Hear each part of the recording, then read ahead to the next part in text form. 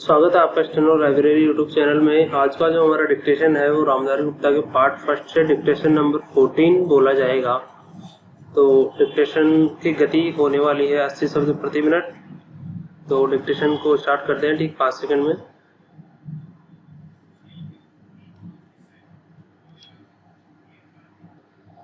Start. उपाध्यक्ष महोदय, अगर भारत की आर्थिक व्यवस्था को हम देखें तो यह कहने में कोई त्रुटि नहीं होगी कि कृषि उसका आधार है। किसी भी देश की सामाजिक और आर्थिक स्थिति उस देश की भूमि की उत्पादन शक्ति में कोई कमी हो जाती है तो उस देश की सामाजिक और आर्थिक स्थिति में भी कुछ परिवर्तन होना आरंभ हो जाता है। पैरा। कृषि भारत के लिए एक आर्थिक व्यवस्था ही नहीं बल्कि यह एक संस्कृति भी है।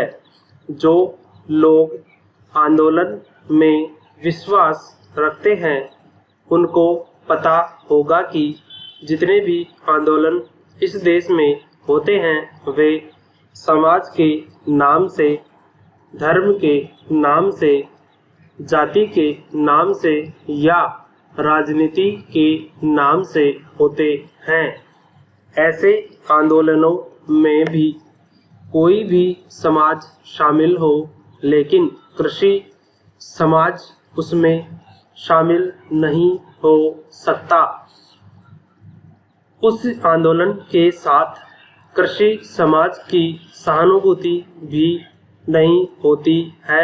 इसलिए यदि सभी बातों को ध्यान में रखकर हम देखें तो इस देश के लिए आवश्यक यही होगा कि हमारी संस्कृति की रक्षा के लिए और जीवन प्रणाली के लिए कृषि का विशेष ध्यान देना ही होगा। Para change. कृषि के क्षेत्र में लिए इस वर्ष काफी प्रगति हुई है। यदि आप 1801 से लेकर 2015 का काल देखें तो आप देखेंगे कि हमारे देश में 35 अकाल पड़े जिसमें 4 करोड़ लोग मरे। लेकिन आज हमारे खाद्य मंत्रालय ने 100 रुपये मन के भाव से गेहूं खरीदकर एक भी आदमी खाद्य मंत्रालय ने 100 रुपये मन के भाव पर गेहूं खरीदकर एक भी आदमी को मरने नहीं दिया। इसके लिए हमारा खाद्य मंत्रालय धन्यवाद का पात्र है। पैरा। इस